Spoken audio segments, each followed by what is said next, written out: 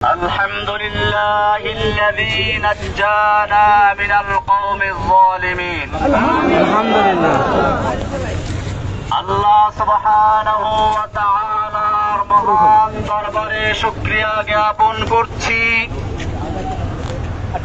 যিনি আমাকে দীর্ঘ 11 বছর 16 দিন পরে আপনাদের দোয়া এবং আল্লাহর রহমতে মুক্ত বাতাসে আসার তৌফিক এনায়েত করেছেন। এজন্য বলি আলহামদুলিল্লাহ। আপনারা জানেন, কয়েক মাস পূর্বে আমার জামিন হয়েছিল। এখন আমি ভাবছি আল্লাহ সুবহানাহু ওয়া তাআলার রহমত এবং তার যে ইচ্ছা, তিনি যে বান্দাদেরকে ভালোবাসেন তাদের কল্যাণের জন্য সবকিছু করেন।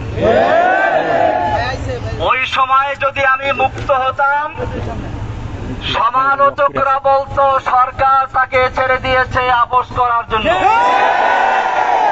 বিভিন্ন রকমের সমালোচকরা সমালোচনা করত।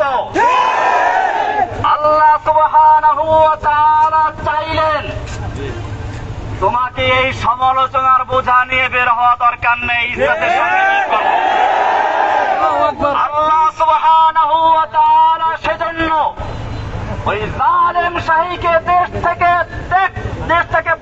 ত্যাগ করে দেশ থেকে বের করে দিয়ে আমাদেরকে আল্লাহ রাব্বুল আলামিন ইজ্জতের সঙ্গে বের করেছেন। ভাইয়েরা আমার, আপনারা জানেন ফিরআউন তার জাতিকে বিভিন্ন দলে বিভক্ত করেছিল। কুরআনুল কারীমের সূরা কসস এর প্রথম থেকে 7 আয়াত পর্যন্ত সে বিষয়গুলো রয়েছে। আল্লাহ সুবহানাহু ওয়া তাআলা বলেন, ইন্না ফিরআউনা আলা ফিল আরদ, ফিরআউন মিশর ভূখণ্ডে সর্বে সর্বা এবং ধরাকে সরা জ্ঞান করে সবার উপরে সে স্থান করে নিয়েছিল। তার চেয়ে বড় আর কেউ নেই। ফেরাউনের সঙ্গে আমাদের দেশের ফেরাউনি পূর্ণ মিল রয়েছে। তিনিও বাংলাদেশের ক্ষমতাকে এমন ভাবে কুক্ষিগত করেছিলেন, তার ইশারা ছাড়া একটা কিছু করা সম্ভব হতো না।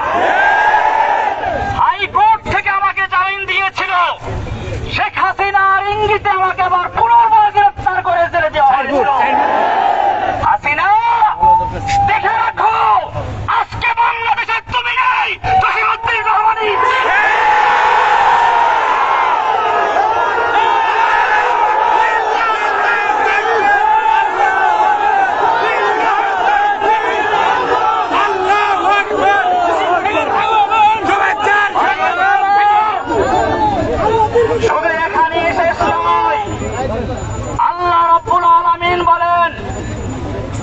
ফিরআউন তার জাতিকে বিভিন্ন দলে বিভক্ত করেছিল। ইস্তাদঈফু তায়ফাতাম মিনহুম, তাদের থেকে একটা দলকে সে দুর্বল করে রেখেছিল। ফিরআউন তার দেশের মানুষকে বিভিন্ন দলে বিভক্ত করেছিল। বাংলাদেশের ফিরআউনিও এদেশের মানুষকে স্বাধীনতার পক্ষে বিপক্ষে, স্বাধীনতার চেতনার পক্ষে বিপক্ষে, মুক্তিযুদ্ধের পক্ষে বিপক্ষে, রাজাকার ইত্যাদি বলে এই দেশের জনগণকে বিভক্ত করে রাজত্ব করার চেষ্টা করেছিল। আল্লাহ রাব্বুল আলামিন তার সমস্ত চক্রান্তকে মাকড়সার জালের মতো ছিন্ন করে দিয়ে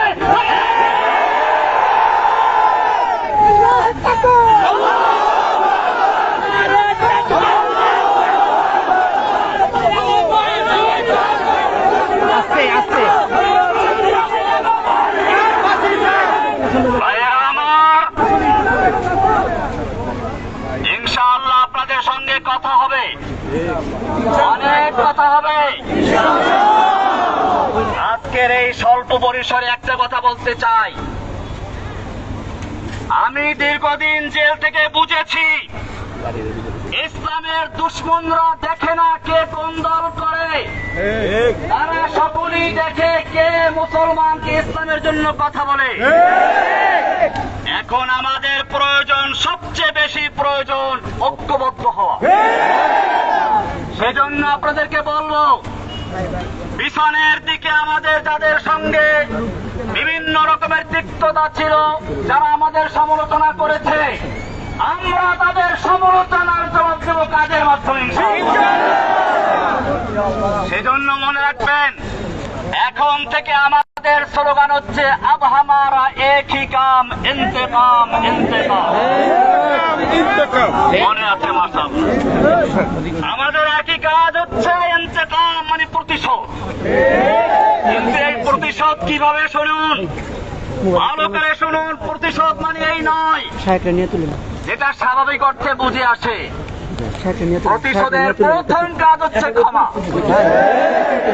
আল্লাহর নবী সাল্লাল্লাহু আলাইহি ওয়াসাল্লাম মক্কা বিজয়ের পরে যখন তিনি বিজয় বেশে মক্কায় দাঁড়ানো,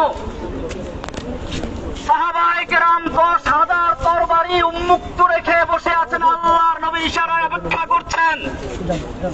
আল্লাহর নবী মক্কার কাফেরদেরকে জিজ্ঞেস করলেন, ও মক্কার কাফেরেরা, আজকে তোমরা আমার থেকে কেমন আচরণ আশা করছো?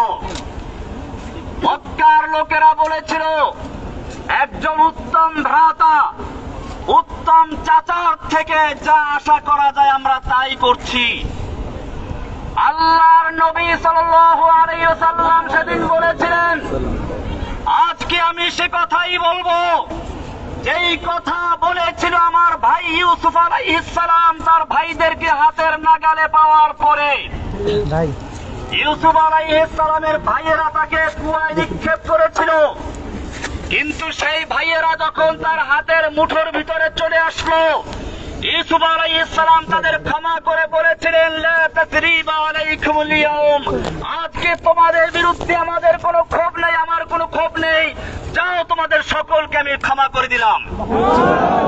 আল্লাহর নবী সাল্লাল্লাহু আলাইহি ওয়াসাল্লাম মক্কার সেই বিজয় দিবসে, বিজয়ের মুহূর্তে যখন তার একটা ইশারা পেলে 10 লক্ষ তরবারি মক্কার কাফেরদেরকে কচু কাটা করে রক্তে রঞ্জিত করে ফেলত, সেই সময় আল্লাহর নবী মক্কার কাফেরদেরকে উদ্দেশ্য করে বললেন, আজকে আমি তোমাদের সাথে সে কথাই বলছি যা ইউসুফ বলেছিলেন, যাও, লা তাসরিবা আলাইকুমুল ইয়াউম, আজকে তোমাদের বিরুদ্ধে আমার কোনো ক্ষোভ নেই, ইযহাবু আনতুমুত তুলাকা, যাও, আমি তোমাদের সকলকে সাধারণ ক্ষমা ঘোষণা করলাম।